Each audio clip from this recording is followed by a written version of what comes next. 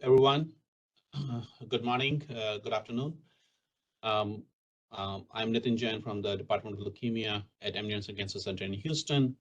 And sorry I could not be there in person, but I wanted to share my thoughts about a couple of talks I'm going to give today. First one is combining BTK and BCL2 in first-line therapy of CLL, pros and cons. These are my financial disclosures.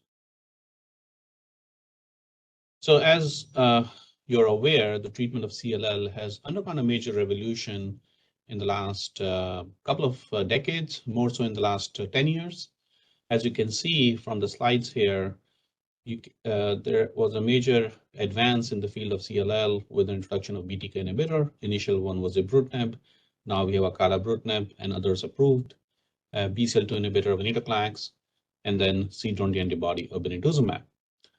But then just in this past year, we have two new BTK inhibitors approved, zanubrutinib for CLL, and pirtobrutinib was approved for mantle cell lymphoma, but is expected to be approved for CLL down the line as well. And then looking forward, 2024 and beyond, CAR T cell therapies, CD20 bispecifics, and others are coming in the pipeline in clinical trials, and eventually, hopefully, they will make it for standard treatment for CLL as well. So a lot of development has happened in the last, 2 decades, but more so for target therapy in the last decade or so. This has also meant that the treatment paradigm has changed, where for frontline patients, newly diagnosed patients who meet IWCLR treatment criteria, we have moved away from what was a chemoimmunotherapy era, where the standard regimen was to use, concept was to use FCR for young fit patients. For older adults, use of bendamustine rituximab and chlorambucil-based regimens, to a target therapy era where we can potentially use FCR for young fit IGHV mutated patients who have no deletion 17p53, but practically for all other patients, target therapies have become the standard. And I should mention that though this group of patients, which I mentioned here for FCR, at least at MD Anderson, and I would say at most centers in the US, we have moved away from FCR, even for this group of patients, because of the data I'm going to kind of show you, where we're seeing very nice remissions with target therapies, even for this group of patients. So practically, chemotherapy in the first line setting, and for that matter, for all patients with CLL, has fallen out of favor. We are not using chemotherapy or have any chemotherapy trials right now for patients with CLL at MD Anderson. Now, what are the currently frontline therapies which are approved? My topic for this talk is a combined BTK BCL2, but I wanted to give you a concept of where the field stands right now. So we have FDA-approved therapies in the United States, which is ibrutinib, acalabrutinib, which can be combined with obinutuzumab, zanubrutinib. So these are all indefinite therapies. And then we have a time-limited approach of venetoclax plus obinutuzumab. So all these 4 regimens are currently FDA approved. The regimen of ibrutinib plus venetoclax, which is approved elsewhere in EU, Canada, many other countries, is not yet FDA approved in the United States and is not expected to be FDA approved in the United States. So these are the 4 regimens we are dealing with, at least in the frontline setting. Now, what are the data behind these 4 approved regimens? So let's quickly summarize them in the next couple of minutes. The first trial, the trial which led to the approval of ibrutinib in the first line setting, was what is called the RESONATE-2 study, where older patients were randomized to ibrutinib versus chlorambucil. And now we have a 7-year follow-up of this data. At 7-year mark, you can see about maybe 60% of patients with ibrutinib are progression-free. And at 5-year mark, this number was 70%. This is a number sometimes to remember if you want to kind of do cross-trial comparisons for 5-year PFS. With ibrutinib, it was 70%. So again, quite remarkable data that once daily ibrutinib, continuous daily ibrutinib, can lead to high rates of remission long term. Acalabrutinib is a second generation BTK inhibitor, which is also approved in CLL. The trial which led to the approval in the frontline setting was this trial called Elevate-TN study, which was acalabrutinib versus acala alone versus chlorambucil obinutuzumab. Now, this trial, we last heard an update about a year ago, where at 5 year, both the acalabrutinib arms were superior to chlorambucil arm. So certainly chlorambucil, we're not using it. This has fallen out of favor. But interesting point here. First of all, if you look at the acalabrutinib arm at 5 years, it is 72% PFS. And I mentioned to you previously in the RESONATE-2 study with ibrutinib, it was 70% at 5 years. So pretty much the same, 70, 72%. But notably, if you add obinutuzumab to it, the PFS rate improves to by about 12%. And in fact, it was actually statistically significant as well. So it is true that by adding obinutuzumab to acalabrutinib at 5 years, you're improving the PFS by about 12%. In my clinical practice, I tend to use acalabrutinib alone. The reason being, yes, it is true that you can have slightly higher PFS, but then adding obinutuzumab add to the cost of the regimen, infusion reaction, neutropenia. So, but again, you can use with and without obinutuzumab, when you're using acalabrutinib. Zanubrutinib is a third BTK inhibitor which was approved for CLL. Again, the randomized trial which led to the approval was Zanu versus bendamustine rituximab, again in favor of zanubrutinib. So all the three BTK inhibitors, ibrutinib, acalabrutinib, and zanubrutinib, all are covalent BTK inhibitors which are approved in CLL and also in the frontline setting. Now, these data which I showed you with ibrutinib, we are approaching 7+ year follow-up of data which has been reported now, and with acalabrutinib 5+ years and zanubrutinib kind of catching along as well. And these are impressive data, impressive progression-free survival versus chemoimmunotherapy. But if you look at these regimens, they are indefinite therapy. You have to keep taking the BTK inhibitors basically forever. Low rates of complete remission and what is called undetectable MRD or MRD, negative remission, but in true sense, it should be called undetectable MRD remission, is quite rare or to non-existent. So here comes this regimen of venetoclax plus obinutuzumab, which is a time-limited approach, 1 year of therapy. We heard a 6-year follow-up at the recent EHA meeting. Again, this is a trial which was designed for older patients, where patients get 1 year of obinutuzumab versus 1 year of chlorambucil obinutuzumab. The 6-year PFS is 53%. So, and they are approached the median PFS is about 76 months. So, a decent PFS considering the fact that it's only 1 year of therapy. So 1 year of therapy, and then all this time frame is, treatment-free remission. Now, whenever using time-limited therapy, you can start to see differences based on some genomic markers. So, IGHV status does not really matter if you're using a BTK inhibitor long-term. You're taking every day, and with ibrutinib or acalabrutinib, it doesn't matter if you're IGHV mutated or unmutated, they tend to respond equally well. However, now we are starting to see some long-term data with this trial, with the venetoclax obinutuzumab trial. And as you can see here, and I've highlighted these numbers myself here for you, where mutated IGHV, the 6-year PFS is 72%. If you look at the unmutated, it drops by about, to about 30% to 43%, about that ballpark. So I think, these differences, so IGHV status does seem to matter in this time-limited therapy approach. And one group we know, when venetoclax plus obinutuzumab doesn't work very well, is this del17P cohort, where the 6-year PFS is only about 22%. And so that's the group of patients where certainly I think BTK inhibitors are the preferred choice. So these kind of 4 different regimens, ibrutinib, acala, zanu, and then obinutuzumab, if you look at them, there are pros and cons of these approaches. Certainly, ibrutinib has the longest track record, but as kind of, it is an indefinite duration of therapy, low rates of remission, low rates of complete remission, I should say. and obviously risk of atrial fibrillation and bleeding and hypertension. With Acala and Zanu, they are second generation BTK inhibitors, so they can have the same side effects as ibrutinib, but at a lower rate, which has also been shown in randomized studies. Certainly, these have become now the preferred BTK inhibitors in practice. At least at MD Anderson, we are not using really ibrutinib for our CLL patients anymore. And then obinutuzumab, as I mentioned before, it's a time-limited approach, high rates of complete remission and undetectable MRD remission. But the issues here are you have to monitor for tumor lysis syndrome. Obinutuzumab is IV, so it requires going to the infusion unit. There is a grade 3 or 4 neutropenia of about 50%, so you have to watch these patients closely, give them growth factor support.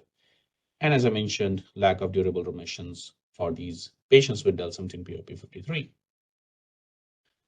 So if you look at these regimens conceptually, we have BTK monotherapy, we have a doublet of BCL2 CD20, then we have a doublet of BTK BCL2, for example, ibrutinib plus venetoclax, or we can have a triplet. We're using all three drugs together. So this is the kind of a group of patients I'm going to talk to you about next and put it in context. Why we're combining BTK BCL2 together, there's a scientific rationale because these are two different targets. So if you do two different drugs with hitting different targets, you less likely that you will get resistance because if you get resistance to ibrutinib with a BTK mutation, those cells probably will be killed by venetoclax. There's also ibrutinib can lower MCL1, which is a resistance mechanism to venetoclax. So there are multiple reasons to combine these two drugs. We reported one of the first trials where we started combining ibrutinib plus venetoclax. This was originally reported in New England Journal in 2019, where we did ibrutinib plus venetoclax for high-risk patients with CLL who needed treatment. So this was an oral presentation at ASH last year, where we reported 4-year data. The treatment involves 3 cycles of ibrutinib, followed by 2 years of venetoclax. And I think it's important to emphasize that the treatment duration was 24 cycles or 2 years. There are many studies, which I'm going to allude to you, where they have used only 1 year of therapy. But in our study, when we designed the study back in 2014, 2015, we did not know what is the ideal duration. So we felt that we should just do 2 years. So we picked 2 years at that time for these patients. So all patients are getting 2 years of therapy. So we treated a total of 120 patients at MD Anderson. Again, this is combining ibrutinib plus venetoclax together. And on an intent to treat analysis, so everyone who enrolled in the study is counted here. The best response in the bone marrow for undetectable MRD by flow cytometry with 10 to the power -4 sensitivity was 72%. But as you can say, at 1 year, it was about 52%. At 2-year mark, it was 64%. But as a best response, anytime during the study, it was 72%. So high rates of MRD negative remission or undetectable MRD in the bone marrow with 2 oral drugs together. So that's actually quite remarkable. When we look at the 4-year progression-free survival, it was actually quite excellent at 94%. And when we look at progression-free survival by genomic subgroups of patients, P53, IGHV status, there appeared to be no difference in this group. So seems like, at least with this current follow-up of 4 years, which we reported, patients are doing well all across the board. I want to share with you, we did submit a 5-year update of this data, which will be at the ASH meeting. This is an ASH abstract submitted. It will be at the poster session, but you can see that 5-year PFS for all 120 patients is 90%. 5-year overall survival is 95%. So quite high rates of remission with 2 oral drugs together, for patients. Again, to emphasize, everyone got 2 years of therapy. So this is a longer duration of therapy, which is important to emphasize because I will come back to that point in a second.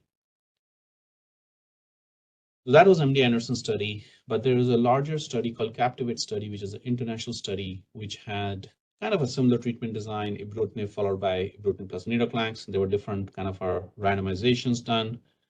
But just for the sake of this talk, the most recent data was presented at ASCO, where they did a 4-year PFS with 1 year of ibrutinib plus venetoclax was 79%. So this number numerically is lower than what I reported you from MD Anderson study. And I think in part is because the treatment duration here, the treatment duration is 1 year. In the MD Anderson study, which we did, everyone got 2 years of therapy by default. So I think the depth of therapy matters. And maybe that's why in the MD Anderson study, we are seeing higher rates of EFS. Now, those were phase 2 studies. Phase 3 study, which led to the approval of ibrutinib plus venetoclax in Europe and many other countries, is this study called the GLOW study, which randomized patients into ibrutinib venetoclax versus chlorambucil obinutuzumab. Again, not a surprise here. Ibrutinib plus venetoclax for 1 year was superior to chlorambucil obinutuzumab, as you can see here. And again, in the overall survival, ibrutinib venetoclax was superior to chlorambucil obinutuzumab. So based on this trial, this regimen is approved in Europe and many other countries. However, FDA, I believe, is not going to approve it because they were concerned about some early deaths which occurred in the ibrutinib arm because of cardiac toxicities. And so they were, I guess, their thought was, and as far as I know, I think this is not going to be approved in the US. Now, one question you will ask, and it's common questions which the patients ask as well as clinicians, is that, but what if I use my best drugs up front? We have BTK, BCL2, maybe we CD20 antibody. If I use everything up front, what I'm going to do at the time of relapse? I'm running out of options. But I think an important point here is the time-limited nature of these doublets or triplet therapy. We are not continuing venetoclax forever. We are not continuing BTK inhibitor forever. They're getting it for 1, maybe 2 years based on the trial design you look at. So to make that point maybe more clear, we recently have a paper coming out in Clinical Cancer Research in which the Captivate trial, again, the trial I mentioned to you, ibrutinib plus venetoclax, where patients got 1 year of therapy. There were 29 patients who progressed, but they progressed in follow-up. They were not on any active drug at the time of their progression.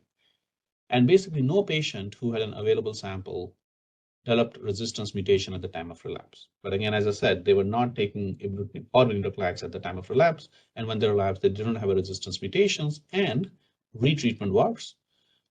Patients who have required subsequent therapy with either ibrutinib or ibrutinib plus venetoclax, practically all of them have achieved a response.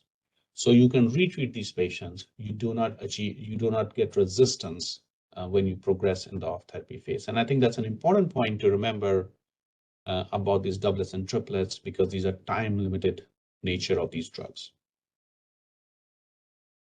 Now, what about the triplets? I talked about the doublets, but the triplets. So basically, a lot of triplets have been studied.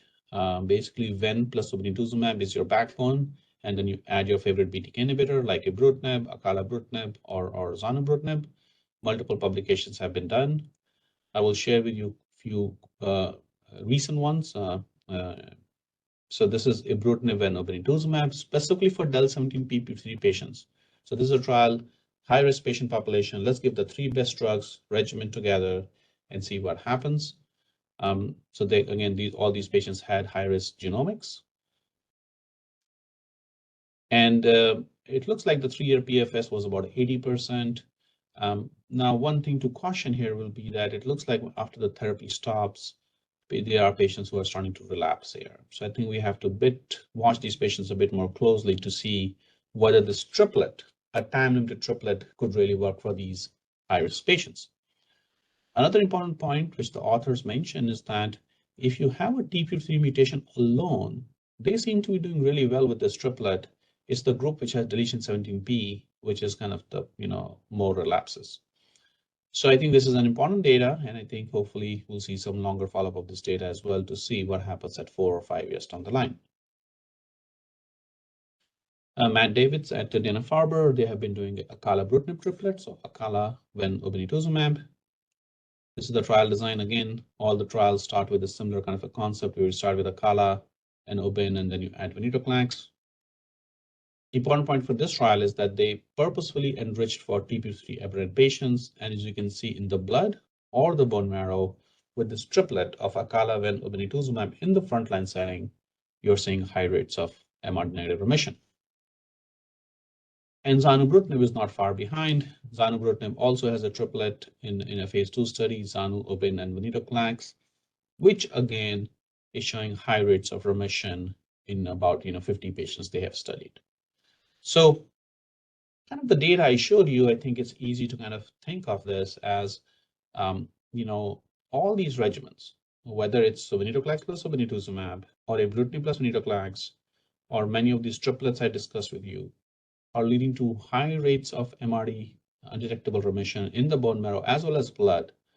So I think, it's difficult to tease out when your response rates are so high, which is a better of the regimens out here. And how we may do that potentially is only by randomized studies.